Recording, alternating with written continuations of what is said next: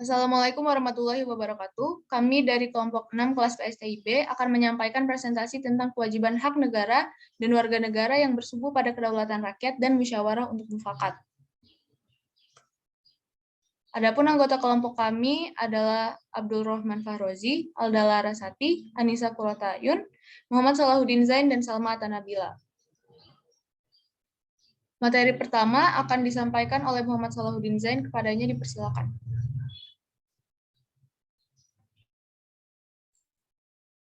Perjuangan melawan imperialisme adalah bukti nyata bahwa sejarah kebudayaan kita tidak hanya berkutat pada ranah kewajiban ansik. Para pejuang kemerdekaan melawan kaum penjajah tak lain karena hak-hak pribumi dirampas dan dijarah. Situasi perjuangan merebut kemerdekaan yang berpantarai, sambung menyambung dan tanpa henti. Sejak perjuangan yang berserahan dilanjutkan oleh perjuangan menggunakan organisasi modern, dan akhirnya perang kemerdekaan memungkinkan kita sekarang ini lebih paham akan budaya hak daripada kewajiban. Apa itu hak? Hak adalah kuasa untuk menerima atau melakukan sesuatu yang semestinya diterima atau dilakukan oleh pihak tertentu dan tidak dapat oleh pihak lain manapun, juga yang pada prinsipnya dapat dituntut secara paksa olehnya.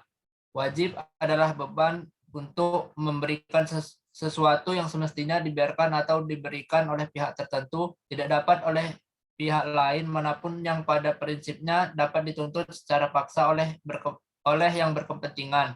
Kewajiban dengan demikian merupakan sesuatu yang harus dilakukan menurut Nagoro tahun 1975. Saya kembalikan ke moderator. Baik, untuk materi selanjutnya akan disampaikan oleh saya sendiri. Apa itu kewajiban? Hak dan kewajiban merupakan sesuatu yang tidak dapat dipisahkan. Menurut teori korelasi yang dianut oleh pengikut utilitarianisme, ada hubungan timbal balik antara hak dan kewajiban. Menurut mereka, setiap kewajiban seseorang berkaitan dengan hak orang lain, dan begitu pula sebaliknya. Mereka berpendapat bahwa kita baru dapat berbicara tentang hak dalam arti sesungguhnya jika ada korelasi itu. Hak yang tidak ada kewajiban yang sesuai dengannya tidak pantas disebut hak. Kemudian, apakah mengakui hak-hak manusia berarti menolak masyarakat? Mengakui hak manusia tidak sama dengan menolak masyarakat atau mengganti masyarakat itu dengan suatu kumpulan individu tanpa hubungan satu sama lain. Yang ditolak dengan menerima hak-hak manusia adalah totalitarisme, yakni pandangan bahwa negara mempunyai kuasa absolut terhadap warganya. Paham ini sempat dianut oleh negara fasis Jerman di bawah Hitler dan Italia di bawah Mussolini, di mana negara mempunyai kuasa absolut terhadap seluruh warga negaranya, serta Jepang pada masa Tenohika, yang menempatkan kaisar sebagai pemilik kuasa absolut terhadap rakyatnya. Disampaikan oleh Ali Syahbana tahun 1978. Guna merealisasikan kewajiban warga negara, negara mengeluarkan berbagai kebijakan dan peraturan yang mengikat warga negara, dan menjadi kewajiban warga negara untuk memenuhinya. Salah satu contoh kewajiban warga negara terpenting saat ini adalah kewajiban membayar pajak. Sekian dari saya. Materi selanjutnya akan disampaikan oleh Ar-Rahman Fahrozi. Kepadanya dipersilakan.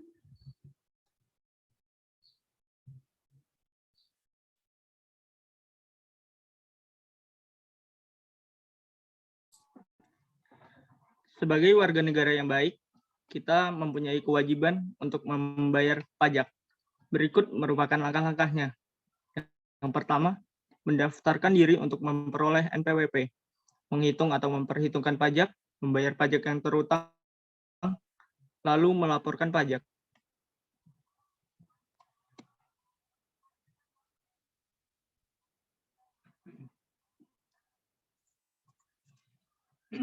Manfaat pembayaran pajak bagi warga negara. Yang pertama, fasilitas dan infrastruktur, subsidi pangan dan BBM, transportasi massal, pelayanan kesehatan, pendidikan, pertahanan dan keamanan, penegakan hukum, dan kelestarian lingkungan hidup.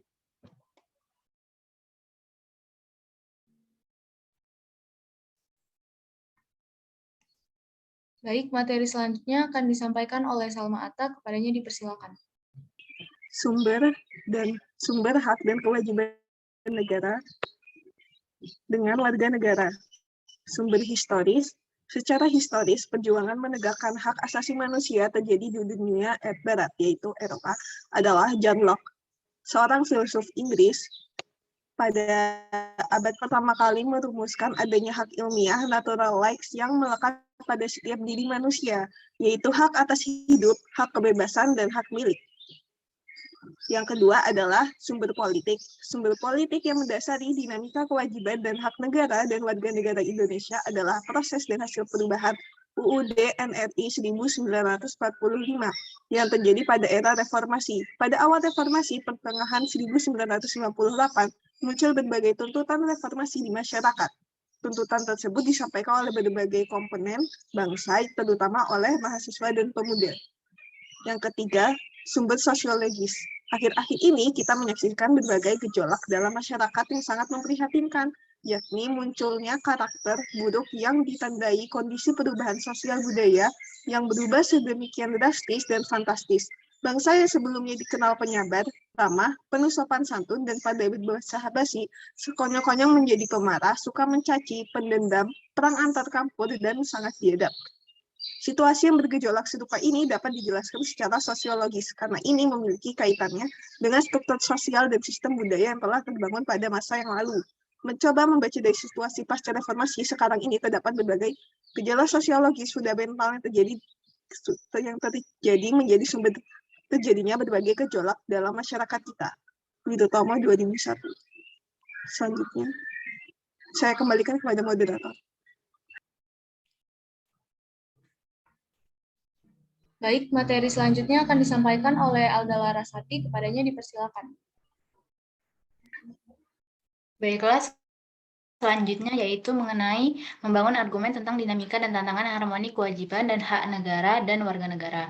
Aturan Dasar Ihwal Kewajiban dan Hak Negara dan Warga Negara setelah perubahan Undang-Undang Negara Republik Indonesia tahun 1945 mengalami dinamika yang luar biasa. Berikut akan saya paparkan bentuk-bentuk perubahan aturan dasar dalam UUD Negara Republik Indonesia tahun 1945 sebelum dan sesudah amandemen. Yang pertama yaitu aturan dasar Ihwal Pendidikan dan Kebudayaan serta Ilmu Pengetahuan dan Teknologi. Yang kedua ada aturan dasar Ihwal Perekonomian Nasional dan Kesejahteraan Sosial. Yang ketiga ada aturan dasar Ihwal Usaha Pertahanan dan Keamanan Negara. Dan yang terakhir ada aturan dasar Ihwal Hak dan Kewajiban Asasi Manusia. Selanjutnya saya kembalikan kepada. Baik, sekian materi yang bisa kami sampaikan. Mohon maaf apabila ada kesalahan kata, dan kepada Allah saya mohon ampun. Wassalamualaikum warahmatullahi wabarakatuh.